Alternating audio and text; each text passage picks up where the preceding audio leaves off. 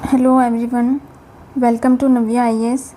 आज के the Hindu newspaper में जो भी इम्पोर्टेंट न्यूज़ हैं हमारे एग्ज़ाम के हिसाब से यूपीएससी सिविल सर्विसेज के लिए, वो हम अच्छे से डिस्कस करेंगे।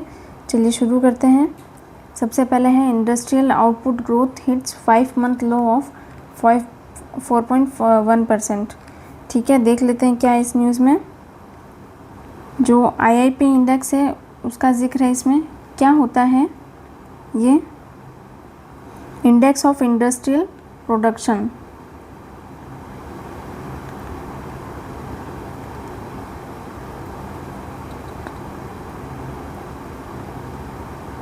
प्रोडक्शन, ठीक है।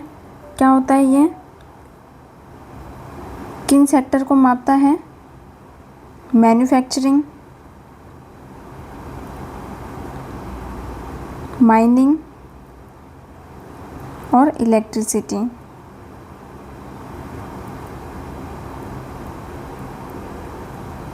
ठीक है, मैन्युफैक्चरिंग में जो फैक्ट्रियों में बनने वाले सामान है वो, माइनिंग जैसे कोयला और खनिज, इलेक्ट्रिसिटी यानी बिजली उत्पादन। ठीक है, इन सेक्टर्स में जितनी भी ग्रोथ हो रही है ये मापने का काम आईआईपी का होता है।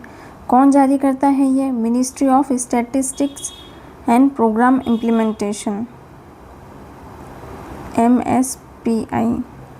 ठीक है, इससे पता चलता है कि इकोनॉमी मजबूत हुई है या धीमी है। ठीक है, सरकार और आरबीआई इसी के आधार पर फैसले लेते हैं।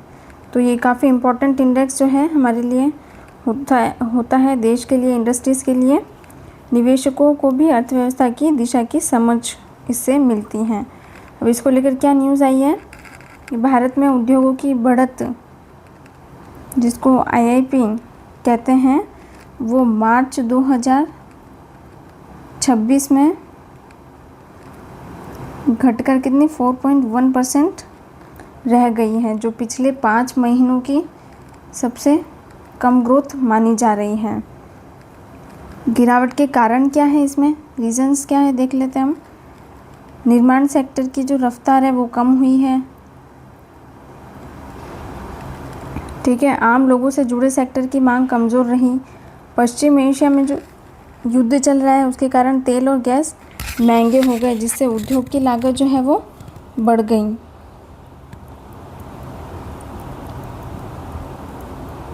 ठीक है, अब इसमें ख़ास बात क्या है कि गिरावट जनवरी से ही शुरू थी, यानी युद्ध से पहले ही धीमापन था।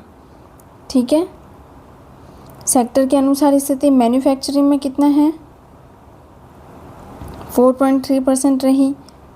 कंज्यूमर सामान, नॉन ड्यूरेबल जो गुड्स है उनकी ग्रोथ जो है बहुत कम है, 1.1% ही रही। कैपिटल गुड्स जो है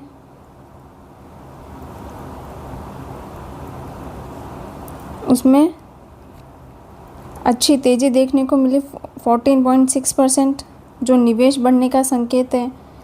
जो इंफ्रास्ट्रक्चर है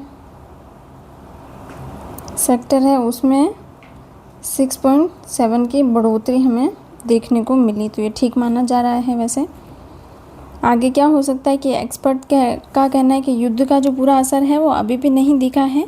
आने वाले महीनों में, खासकर इस वित्त वर्ष की पहली तिमाही में ज़्यादा असर दिख सकता है। ठीक है, इस पूरी न्यूज़ में इतना ही था। चलिए अगली डिस्कस कर लेते हैं। चलिए नेक्स्ट ये एडिटोरियल आया है, the act, RTE act and the idea of social inclusion, है ना। किस बारे में है?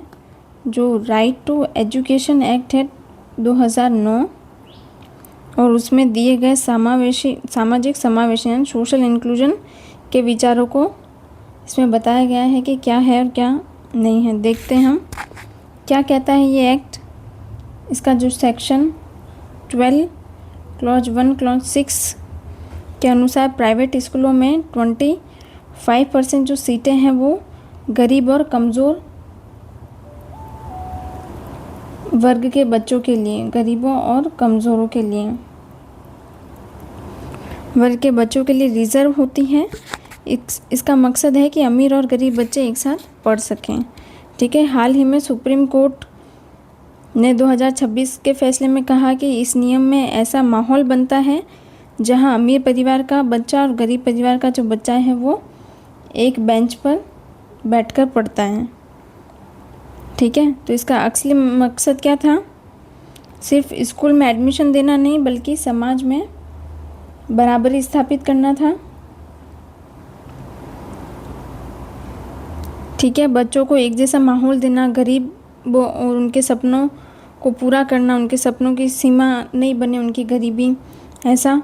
और ज़मीन पर क्या असर देखने को मिला कि अब तक 50 लाख से ज़्यादा बच्चे इसका फ़ायदा उठा चुके हैं, फ़ायदा मिला उन्हें। 90% से ज़्यादा स्कूल बच्चे जो है स्कूल में बने रहते हैं। बच्चों का आत्मविश्वास बढ़ता है, नए दोस्त और उन्हें नए अवसर मिलते हैं, भेदभाव कम होता है। ठीक है, तो ये इसका ज़मीनी स्तर पर प्रभाव देखने को मिला। फिर प्राइवेट स्कूलों को भी बढ़ावा देता है कि सभी बच्चों को साथ पढ़ने का मौका दिया जाए। कुछ चैलेंजेस इसमें क्या है, चुनौतियाँ? कुछ प्राइवेट स्कूल जो है वो भी अभी तक पूरी तरह सहयोग नहीं कर रहे हैं। यूनिफॉर्म, किताबें का जो छुपा खर्च है गरीब परिवारों पर ही आता है। हर राज्य में लागू करने का तरीका जो है वो अलग अलग है। तो सरकार को समय पर स्कूलों को पैसा देना चाहिए, छुपे हुए खर्च खत्म करने चाहिए, शिकायतों के लिए जो सिस्टम है वो होना चाहिए और नियमों का सख्ती से पालन होना चाहिए। सुप्रीम कोर्ट ऑफ इंडिया ने कहा है कि यह जो नियम है वो साफ कहता है कि यह कानून न तो सरकारी शिक्षा से पीछे हटना है और न ही सिर्फ प्राइवेट स्कूल को बढ़ावा देना है। इसका जो काम है समाज में बराबरी लाना है और हर बच्चे को समान अवसर देना है।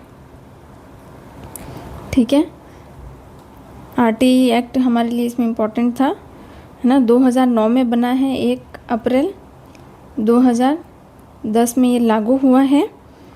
इसका कहना था कि 6 साल से 14 साल के जितने भी बच्चे उन्हें मुफ्त एजुकेशन मिलनी चाहिए और अनिवार्य शिक्षा मिलनी चाहिए। इसे आर्टिकल 21A के तहत लाया गया।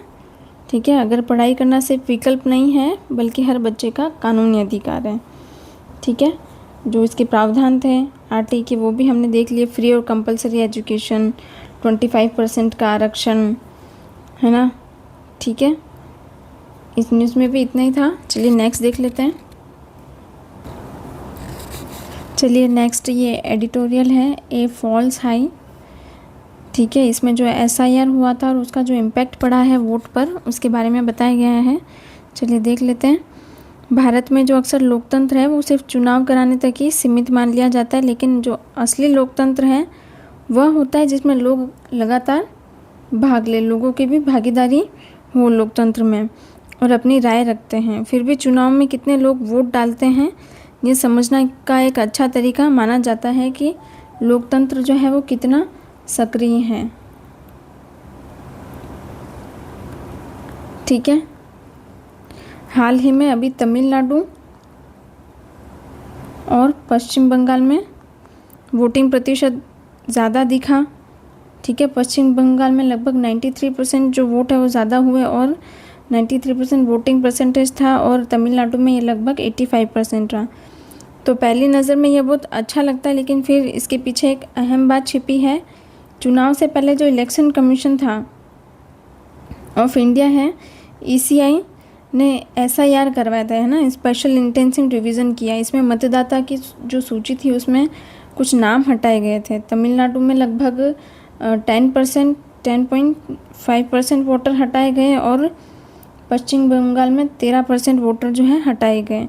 अब अगर कुल वोटर ही कम हो जाए तो वोटिंग प्रतिशत अपने आप ज़्यादा दिखने लगता है, भले ही असल में उतने ज़्यादा लोग वोट देने नहीं आए हों। तो उदाहरण के तौर पर ये तमिलनाडु में वोट डालने की संख्या सिर्फ 27 लाख बढ़ी, जो पिछले चुनाव की तुलना में कम है। चेन्नई जैसे शहरों में भी प्रतिशत तो बढ़ा है 80% से ज़्यादा, लेकिन कुल वोटरों की जो संख्या है वो कम है।